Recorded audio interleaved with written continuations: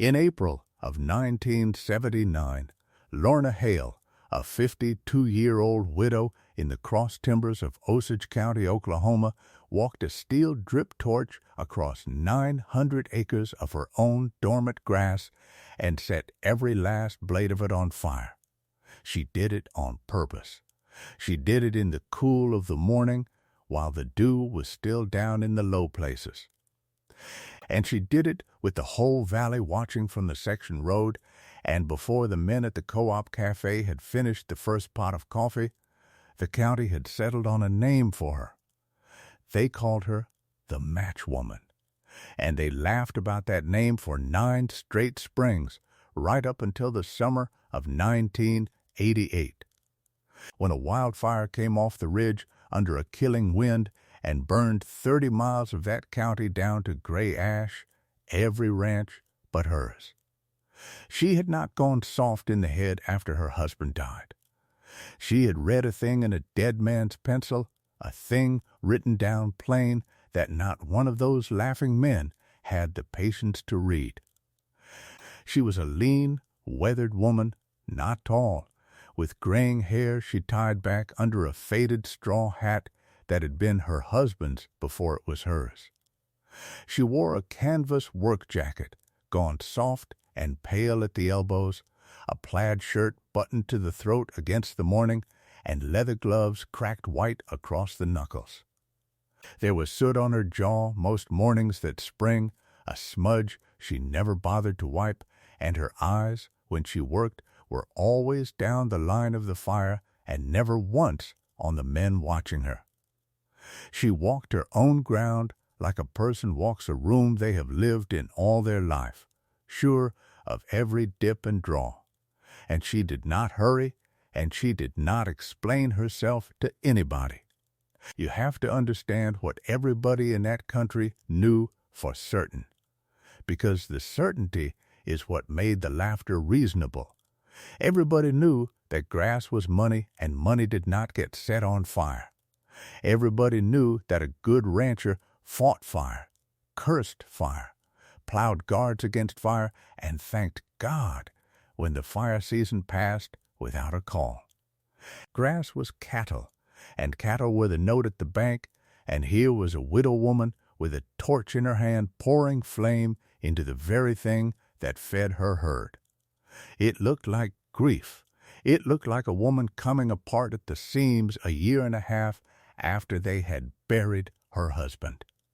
The kindest of them said she needed help. The cruelest said she needed the place taken off her hands before she burned it, and them with it. If you have ever watched a whole community decide that a steady, capable person had lost their reason, decided over coffee, and repeated until it was simply true, then you already know why this story is worth your evening. Stay with Lorna. What the men at that cafe were about to spend 9 years failing to learn was already written down, in soft pencil, in a book of oilcloth covers that sat on her kitchen table under the salt. The book had belonged to her father. It was a stockman's ledger, hand-sewn, the cloth worn to the color of a walnut hull, and the pages were not full of dollars. They were full of dates, burn dates. Every April back to the year she was a girl, and before that in her grandfather's hand, a column of days and a column of winds, and beside each one a short note in the plain language of a man who did not waste lead.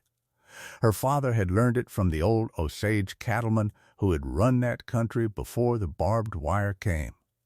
Men who had watched the tribe and the buffalo before them keep the tall grass open with fire for longer than any white deed had been on file.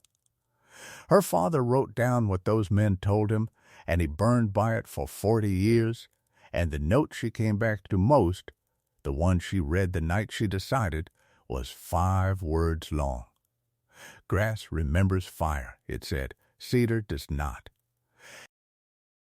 That was the whole secret, though nobody in the valley would have believed it if she had stood on the cafe counter and shouted it. The eastern red cedar, the green scaly trees that had crept up every draw and fence line an unburned pasture in the county since the last of the old burning stopped, could not survive fire. It had no bud below the ground like the prairie grass did. Burn a cedar once, even small, and it died and did not come back. But grass, the big bluestem and the little bluestem and the Indian grass that had made that country the richest cattle range in the state, was built for fire. Its living heart sat down in the soil where no flame could reach, and every burned spring it came up thicker, greener, sweeter, and free of the thatch of dead stems that smothered it. Her father knew it. The Osage knew it before him.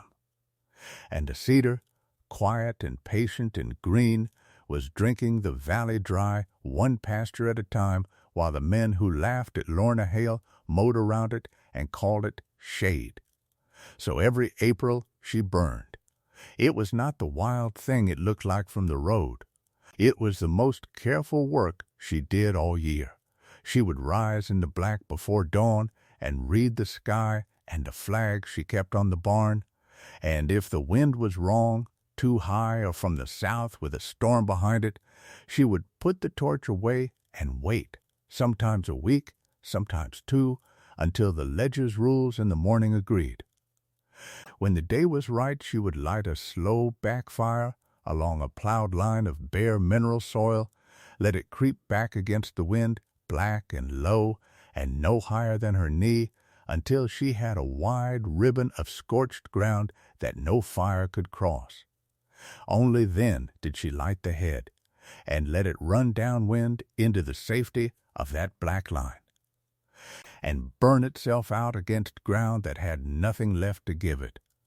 She did it in patches, never the whole ranch in a year, so the cattle always had grass, and the quail and the prairie chicken always had cover. A checkerboard of new burn and old, the country kept the same it had been kept for 1,000 years before a single one of them was born. The men who mocked her had names, and the loudest of them sat every morning at the long table by the cafe window. There was old Renfro, who had sold his cattle and lived on grievance, and it was Renfro who liked to say, "She'll burn that place down to the dirt and us along with it, and cry poor to the bank come fall." There was the Tull boy, who repeated whatever the table decided. And above them all there was Orville Kester, who did not laugh loud, but laughed longest, because Orville Kester wanted her land. He ran 4 sections of leased range on the far side of her fence, ground so choked with cedar you could not push a horse through the draws, and he had been telling anyone who would listen for 2 years that the Hale place ought to belong to a man who could handle it. He was patient about it. He was the kind of patient that waits by a hole. When her insurance company, spooked by an agent's report, sent her the first letter warning that a policy could not cover a woman who set deliberate fires, it was Orville Kester, who happened to mention at the cafe that he would take the place off her hands, fair price, before she lost it for nothing. His wife was named Ada, and Ada Kester did not laugh at all. She had grown up on grass herself, and she remembered the old burning from when she was small, and more than once at the table she set a cup down harder than she meant to, and spoke into the middle of the laughing. "Orville," she would say, and then, when the table had gone quiet, "You'll not sit here and laugh at a widow for keeping her ground the old proven way.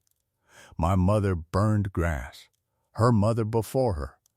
You laugh because not one of you ever learned how, and that is nothing to be proud of." Then she would look at her husband until he found something to study out the window. But a word at a cafe table does not stop a man who has decided what he wants. And Orville Kester had decided. The stakes climbed like stakes always do, one rung at a time. First it was the talk. Then it was the insurance, the letter, and in the second letter, the premium doubled and in the coverage pulled altogether, so that for 2 of those years Lorna Hale ranched 900 acres with no policy at all. One bad night from ruin. Then the county got involved. A petition went around, drawn up in careful language about public nuisance and reckless endangerment, and it gathered 30-some signatures at that same table, and it asked the commissioners to order the Hale woman to stop her burning for good. And then, in the spring of 1984, the extension man came. He was young. A fellow named Coyle, with a clipboard and a college notion of range management that had no fire anywhere in it, and he stood at her fence and watched her lay a backfire, and he wrote in his report that what he had witnessed was the deliberate destruction of productive rangeland by a landowner who could not be reasoned with. That word, destruction, went into a county file and did not come out. Coyle recommended she be barred from further burning as a hazard to her neighbors. He recommended in so many words that they save Lorna Hale from herself. There was a night that year she came close. The petition and the report and the empty insurance drawer all sat on the kitchen table together under the lamp, and beside them the county had left a paper, a no-burn agreement. And all it wanted was her name. If she signed it, the insurance might come back. The petition would die. Orville Kester would have to find another way to wait. She sat with the pen a long time. She was tired in the way only a person carrying a thing alone gets tired, and there had been a March that same season when a burn of hers had done exactly what they all swore it would. When a wind she misread shifted at mid-morning and pushed her head fire across a draw she thought would hold it, and it ran up into the corner of a neighbor's fence and burned 40 feet of cedar post to charcoal before her flapper crew beat it dead. The fire chief, a decent hard man named Del Prentice, had driven out and written her a citation with real regret in his face. And that citation sat on the table, too. Every reason in the world to sign was on that table under that lamp. She did not sign it. She opened the ledger instead, and she turned to the next clean line, and in her father's soft pencil she wrote the date of the next burn, and the wind she would wait for, and under it 4 words of her own. They will thank me. Then she turned the lamp down and went to bed, and in the morning she read her flag and her sky, and when the day came right, that April she burned again in patches, careful and low, black ground against green, the checkerboard growing 1 more square. For 9 springs it went on like that. She burned, and they laughed, and the cedar climbed. What not one man at that cafe window ever thought to do was drive the county line and count the trees, because the cedar was not laughing. The cedar was winning. On Orville Kester's leased sections, the green had swallowed the draws entire and was marching up the open ground to rot a year, each tree a standing column of oil and resin and dead dry lower limb, thousands upon thousands of them. A fuel load stacking itself higher every summer across 30 miles of country that had forgotten it was ever supposed to burn. Every pasture in the valley was loading like a gun. Every acre but the one the matchwoman kept swept clean.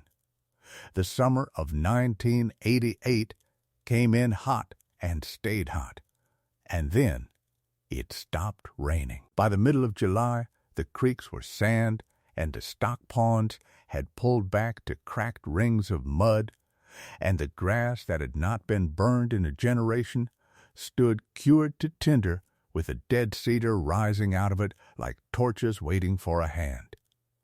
Everybody in that country felt the danger in the air the way you feel a coming storm in a bad tooth. And on the 18th of July, in the worst of the afternoon heat, with the wind out of the southwest at close to 40 miles an hour, a power line went down across the county on the far dry ridge, and the country found out at last what Lorna Hale's father had written down in pencil 60 years before. It did not start as a wall. It started as a curl of smoke on the ridge that a dozen people saw and thought little of, and then the wind found it, and then it found the first stand of cedar.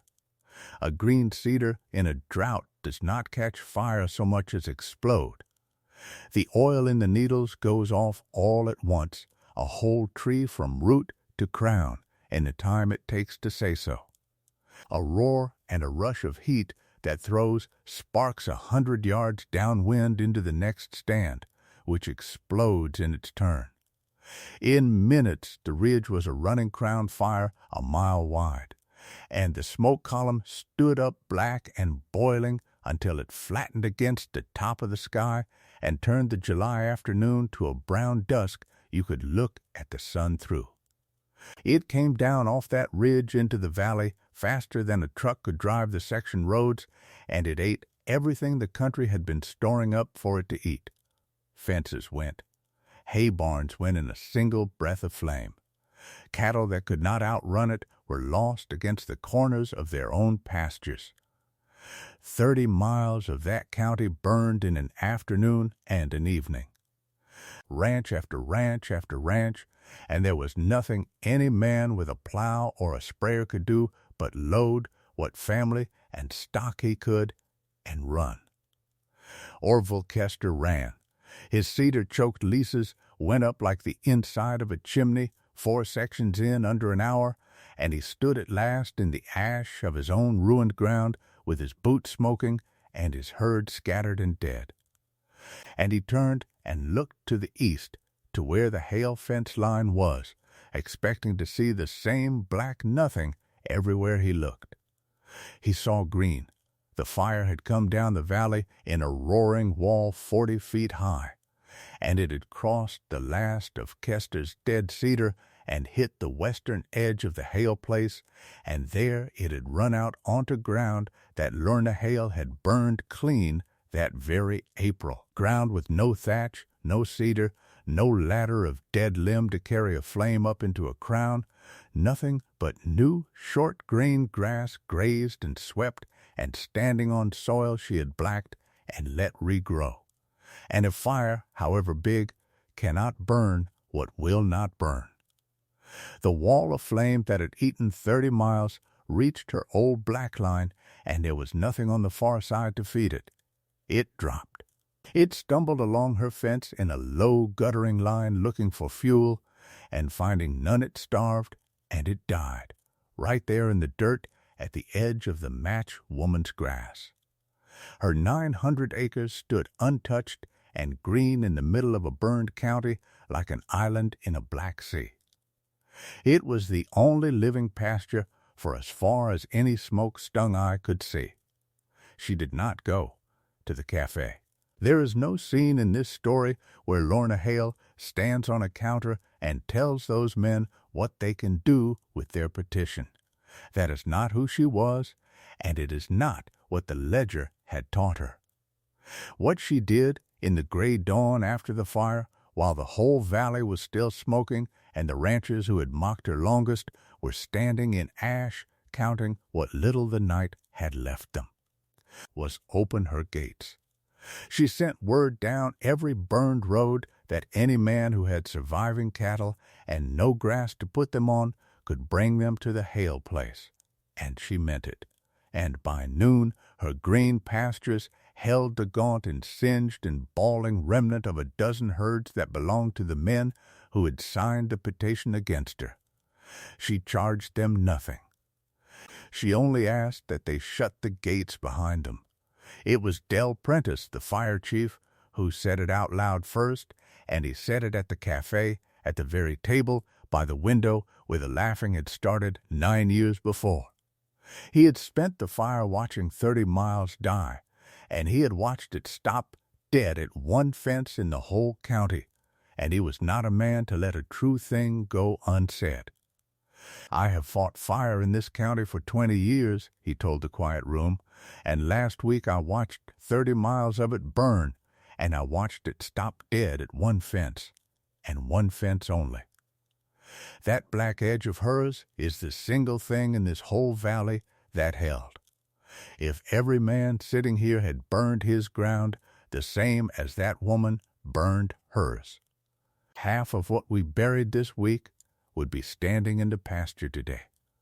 You called her the match woman. I will tell you what she is. She is the only one of us who was paying attention. Nobody laughed. There was nothing left in the room to laugh with. The reckoning came like it always comes in these stories, humble and from the youngest first. It was 3 weeks after the fire, on an evening near dark, when a truck she did not know pulled up to the Hale gate, and a young man got out with his hat already in his hands. It was the Kester boy, Orville's son, a lean, quiet kid named Wyatt, who had grown up hearing his father laugh at the matchwoman across the fence. He stood at her gate, and he could barely get it out. "My father didn't send me," he said. "He doesn't know I'm here." And then it came out in a rush. "I want to learn the fire. I don't ever want to stand in ash and look across a fence at green grass and know it should have been mine." Lorna Hale looked at that boy a long moment in the last of the light. Then she said the first soft thing anybody had heard her say in 9 years.